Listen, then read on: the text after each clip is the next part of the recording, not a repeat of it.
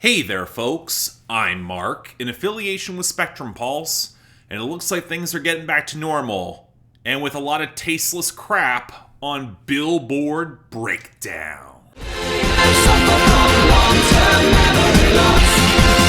I don't remember. You know, I'd like to say this is the week where things stabilize a little, for whatever that means in the Hot 100 these days. And you know, in a sense, that's true. The album bombs are fading, it looks like the wild oscillation of losses and gains are slowing down, and I'm not seeing any major releases on the immediate horizon to shake things up, so maybe we can catch a small breather? Maybe? Well, regardless, the one thing that's been mostly consistent the past couple of weeks has been the top 10, especially with Eazy on Me by Adele still comfortably at the top spot courtesy of radio dominance and solid enough sales and streaming. But there could be a possible challenger here. We Don't Talk About Bruno by the Encanto Cast at number 2, thanks to enormous streaming and sales, which is almost enough to make up for the fact that it's got no radio to speak of. Now, that was enough to vault past Heat Waves by Glass Animals, currently stuck at number 3, where it's got all of that radio growth and good streaming, but little else. It did move past Stay by the Kid Laroi and Justin Bieber down at number 4,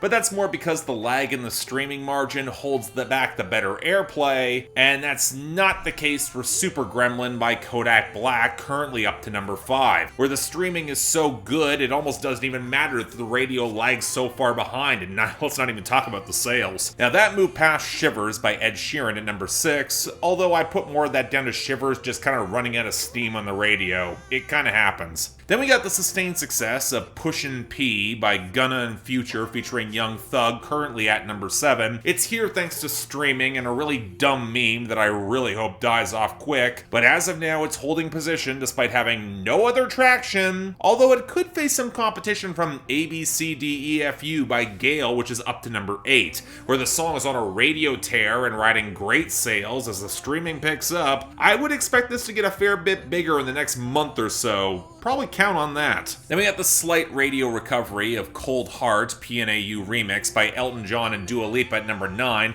Looks like radio's just about done with it, but great sales is going to keep it around a little longer, give it some more inertia. And then, riding the huge streaming and sales, we got a second song from Encanto, Surface Pressure by Jessica Darrow at number 10. Oh god, I kind of wish I liked more of these, because it doesn't look like Encanto's going away anytime soon. But on a similar note, our losers and dropouts, and hell, it's pretty much just album bomb leftovers in both categories. In the latter case, maybe just Tequila Little Time by John Party being worth mentioning. But to rattle through all our losers here, for the weekend, Sacrifice fell down to 23, Take My Breath went back to 66, Out of Time held to 75, Is There Someone Else hit 80, Gasoline slid to 87, and Less Than Zero fell down to 91. And as for Gunna, Too Easy with Future hit 45, Thought I Was Playing with 21 Savage hit 62, 25K Jacket with Lil Baby hit 67, How You Did That with Kodak Black hit 72, Poochie Gown hit 78, Mop with Young Thug hit 86, A Lot of Cake hit 89, I Don't Know That Bitch with G Herbo hit 95, and Livin' Wild hit 99. Yeah, there's still a lot of this guy sticking around. The only other two losers were Circles Around This Town by Maren Morris sticking to 81 off the debut, and Fingers Crossed by Lauren Spencer Smith losing a lot of the gains from last week down to 30.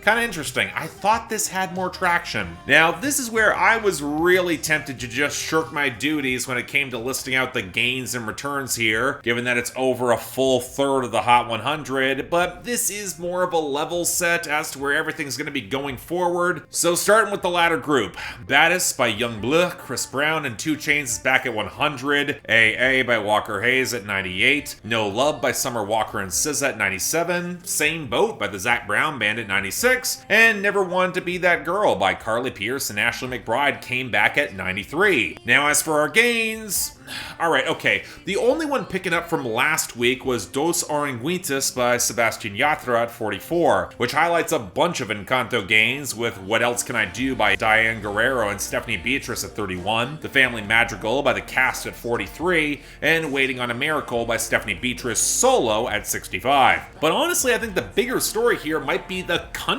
gains, because they fill up the board in a big way. Buy Dirt by Jordan Davis featuring Luke Bryan at 25, You Should Probably Leave by Chris Stapleton at 33, One Mississippi by Kane Brown at 40, Sand in My Boots by Morgan Wallen at 42, To Be Loved by You by Parker McCollum at 53, Freedom is a Highway by Jimmy Allen and Brad Paisley at 54, Till You Can't by Cody Johnson at 55, Half of My Hometown by Kelsey Ballerini and Kenny Chesney at 56, Hard on Fire by Eric Church at 64, Beers on Me by Dierks Bentley, Hardy, and Brayland at 68, Doing This by Luke Combs at 83, and 23 by Sam Hunt at 85. Now for the rest, coming from the bottom up, Pressure by Ari Lennox at 84, Do It To It by A. Craze featuring Cherish at 76, Message in a Bottle by Taylor Swift at 73, surprised getting traction, Scorpio by Moneybagg Yo at 70, For Tonight by Giveon at 69, By Your Side by Rod Wave at 63, Chosen by Blast Tyga and Ty Dolla $ign at 60, Who Wants Smoke by Nardo Wick featuring G Herbo, Lil Durk, and 21 Savage at 59, Girls Want Girls by Drake featuring Lil Baby at 57, Woman by Doja Cat at 52, Enemy by Imagine Dragons and Jid at 48. Seriously, we're making this a thing. Meet Me at Our Spot by The Anxiety at 39, Big Energy by Lotto at 38, and Love Nwantiti by CK at 27. And we still got a pretty stacked list of new arrivals too. And it doesn't look like we're done with Encanto just yet, because we're starting off with number 94, All of You by the Encanto Cast.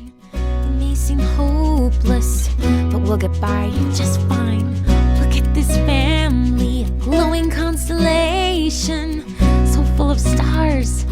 Everybody wants to shine. And now it looks like we're moving on to the closing track of the movie as the newest debut. And like most final songs, it's built as a reprise of a bunch of other tracks that came before. And I think what actually surprised me was how this is generally decent. The acoustics playing off the bouncy percussion and some of the subtle arranged elements that let the mix swell more effectively, while still ending on a more intimate note, which is kind of appropriate for this sort of family drama and then reconciliation. And while there's still a lot of Lin-Manuel Miranda's jittery, overwritten style creeping in, it's not quite as obvious here, mostly because the parts that are integrated feel a little bit more plot reliant and not just filling with a bunch of extraneous language. Now, I don't really think it works outside of the context of the film, kind of my biggest indictment of the majority of the songs I've covered from this, and which in my opinion keeps it back away from the best of the Disney musicals in my book. But you know, overall, it's harmless, pretty good for what it is.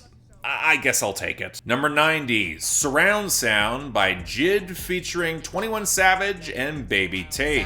Pussycat on my lap, push it back and go to town now. Putting rap on my back and I'm black and snatching crowns. Looks like Dreamville's finally kicking the tires to give Jid a proper push. A few years too late for my liking, but I guess with Enemy being a success, this is the welcome after effect. And you know, like with Ari Lennox's Pressure, I'm a little bit shocked they're pushing this as the single. Even with the sample backdrop against the crisp trap percussion, it's a natural fit for 21 Savage at his best. Is an expensive set of samples blurring from Aretha Franklin and Mos Def for a more textured background that frankly I'm way more used to hearing in the underground than as a mainstream sample. But you know, I'm definitely not complaining. The soulful melody supports the hook in a really great way. Baby Tate's 4 bars on the bridge, it's perfectly placed before a change up that I actually think works here. And honestly, I would be comfortable with 21 Savage staying on this sound for the foreseeable future, because even if his content is still a mix of sex and violence, he killed this verse. But now there's Jid. And look, I'm still not quite able to shake the feeling that he sounds a lot like his peers, most notably Kendrick Lamar with a side of 21 Savage on this track. But you know, when the hook is good and he's able to deliver a more conventional verse and then flip into a more creative, spiraling flex, he does a lot to reassure me about some longer-term viability. So yeah, overall, it's just incredibly solid all the way down. Great song. Definitely hope it gets a proper push. I dig this. Number 88, Trouble with a Heartbreak by Jason Aldean. Where a memory can't go. That's the trouble with a heartbreak. Yeah, that's the trouble with a heartbreak.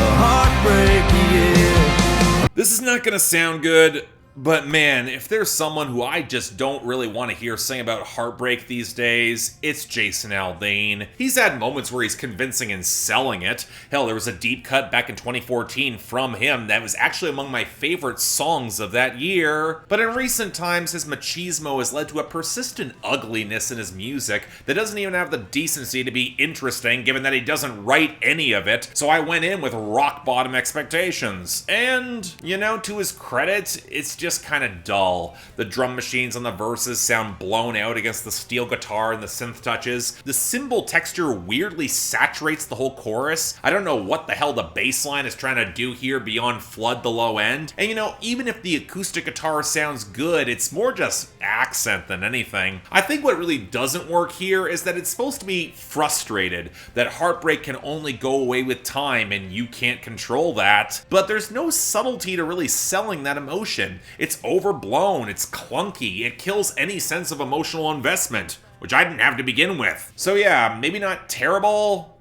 not really good either. Number 82, Fish Scale by YoungBoy, Never Broke Again. Coming through on my sale. What you want, we sell. We got verses plus some hitters. Get them bodies out of here. Hold on, bro, be 7. Got it hard and bought that straight from off the scale. Okay, correct me if I'm wrong. Didn't we just get new YoungBoy songs from that collab mixtape with Birdman? He's dropping another mixtape now? I mean, this is one of 2 songs he put out this week, and ooh, it sounds rough. The off-key sample, the grainy but cheap-sounding trap percussion, the bass swamping out the low end, and YoungBoy yowling over his usual bars about guns and drugs. Kinda odd that he's apparently now beefing with NLE Choppa, given how much this song sounds like an intersection between that sound and Lil Wayne at his most nasal. But I'm a lot more distracted by the line where he describes his glizzy as a fornicating. Well, outside of that though, you know, I used to be concerned about YoungBoy Never Broke Again flooding the market, but his fans seem to drive anything he drops to success, regardless of whether or not it shows any sort of creativity or innovation. I mean, that doesn't seem to be coming. Whatever, this is just forgettable. Next, number 79, Never Say Never by Cole Swindell and Lainey Wilson.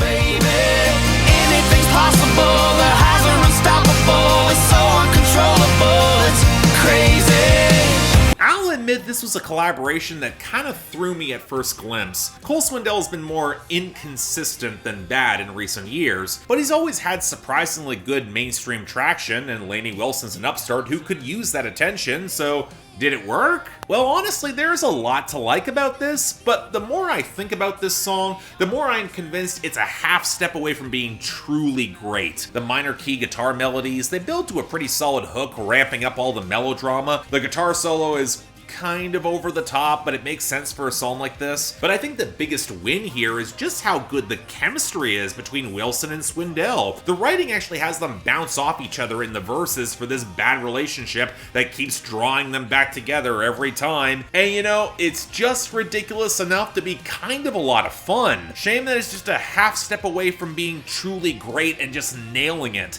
I think the issue is the percussion being a little bit too loud and obviously synthetic to blend that well, and there's not really much of a groove to speak of. But you know what? There's enough good ideas here to excuse the few missteps. I'm on board with this. Good collab, good stuff. Number 71, Iffy by Chris Brown. Can't trust these hoes cause they're iffy. I know that your best friend gon' slide now.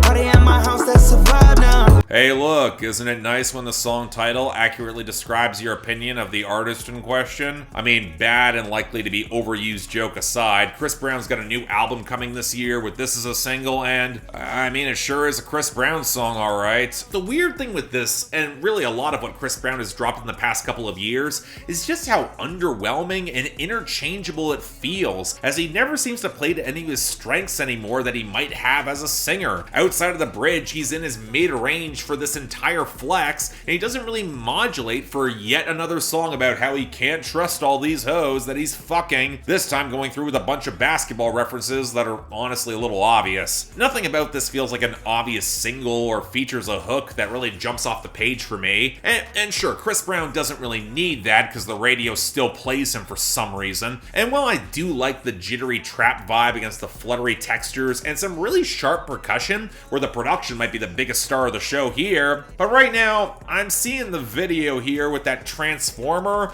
and I'm left thinking that Chris Brown might have forgotten the lesson from I Can Transform Ya 13 years ago with Lil Wayne. I mean, whatever, I don't hate this, but I'm also gonna forget it in record time. Just saying. Number 61, Bring the Hook by YoungBoy, Never Broke Again. Be my fishing pole, another. I got busy souls on with my kids, get them fucking bodies out of here. I got locked inside the pen, but now I'm out, bitch, just to die to you. Alright, we got more YoungBoy, and this one is an explicit diss, overloaded with a lot of cackling violent energy, mostly targeting the late King Von, where if what I found is to be believed, was killed by an affiliate crew of YoungBoy. Now I could highlight how if YoungBoy is currently under house arrest in Utah, might not be the wisest choice to drop disses against other violent crews, but I also just think this sounds tasteless as all hell, especially by the second verse when he starts to reference the autopsy, and I'm left wondering what this remotely adds. And I get YoungBoy's playing the whole crazy villain type that's so paranoid, but King Von was also killed over a year ago, and if you have so little left to contribute beyond the same bargain barrel gunplay off the piano line, the lead and percussion, that you have to resort to this, I think I'm out of patience for you. It's tacky, tasteless, and gross. Let's move on. Next. Number 58, Cold December by Rod Wave.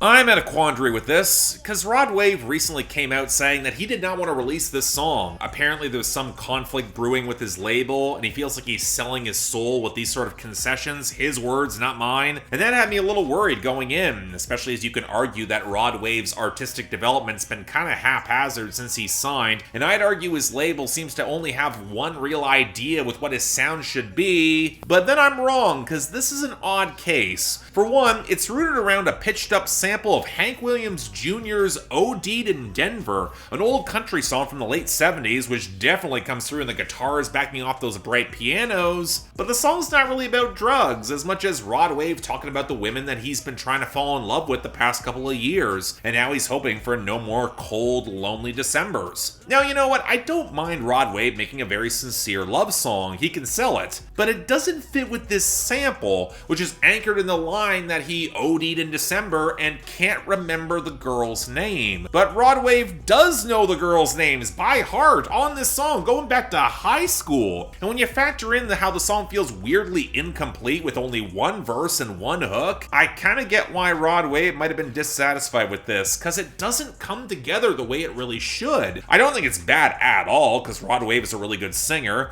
and a fusion with his soulful trap with country textures is something that I'd actually be really excited to hear, but this is not quite it. Just saying, not bad, but it should be better. Number 49, Eazy by The Game and Kanye West. My life was never easy. My life was never easy. You know, I've been sick of Kanye's nonsense for years now. You've probably seen my reviews of his past couple albums to understand why. But in the throes of his divorce, we're seeing a side of him that doesn't remotely surprise me. But man, it's about the last thing I want to hear. Hell, it was the subtext lurking behind Donda last year, especially with his verses and antics and trying to maybe win Kim Kardashian back or make her jealous, and now the ugliness is on display. And for some reason, he's working with The Game to do it, giving him his highest charting position in years. And you know what, this song, there are parts that could work. I'm not wild about the spare sample and the scratches comprising the percussion, but it does create this ominous, melancholic atmosphere, and The Game's verse is actually pretty good, setting the gangland violence in the historical context, and he sells it well. But then there's Kanye's verse. And man, he does not come off well here. From the "I don't negotiate with therapists" line to how he seems like he's leaning right back into his asshole side and claiming he's having the best divorce ever. Clearly backed up by how he wants to kick Pete Davidson's ass later on the verse, to say nothing of the pot shots he takes at Kim, highlighting how cameras watch the kids more than she does, and how he then creepily bought the house next door to her, or how he highlights that he won't spoil his kids, and then flips it all to make it God's will. Now look, the hypocrisy, it doesn't surprise me whatsoever. It's been true of Kanye's career coming up on 15 years now, but there was a place and a time that Kanye West could make it have greater meaning, expose something profound, whereas this is just small, petty, ugly, in awful taste when paired with The Game's verse, and even if you might argue it's intentionally revealing, which you could argue thanks to the single cover, and that's going into territory I'm not touching, it just winds up making everyone less interesting and less likable likable in response. I remember when the Rap Critic talked about Kim and Kanye getting together damn near 10 years ago, expecting that it might fail and we get 808s and Heartbreak Part 2. But the sad reality is that when it comes to divorce in your mid-40s with kids involved, where this might as well serve as discovery for the hearings, it's a lot more like this. And I never want to hear it again. Bad song. And finally, number 24, P Power by Gunna featuring Drake. That pussy got power. She wet in the shower. That pussy get loud. We saying no vow. She fucking no cow. Couldn't have just tacked it onto the album from last week. Had to delay it, making an event now, didn't you? Now, from what I can tell, that's not really the entire story here. Originally, the song had a Donna Summer sample that they couldn't clear. Can't imagine why on a song called P Power, where the P stands for pussy, especially given where Donna Summer is right now. But okay, fine. It's now here, and it looks like they flipped an underwhelming slice of disco library music with that bass line, and Metro Boomin dropping some sharper percussion on top of it, as well as a bunch of moaning sounds that I could swear I've heard sampled in some cheap porn games, if not really close to that sample that Megan Thee Stallion used on Body. And I hate to say it, it's way more interesting than what both Gunna and Drake do with it, which is basically brand name porn, doing coke, and fucking, of which Gunna then says she make that little pussy pop like a pimple. Because that's what you want to think about during sex. Honestly, I think I'm just more annoyed with this song because it's just boring. It sounds like a soundtrack for porn, but not good porn, complete with a bargain barrel assets and no effort on display.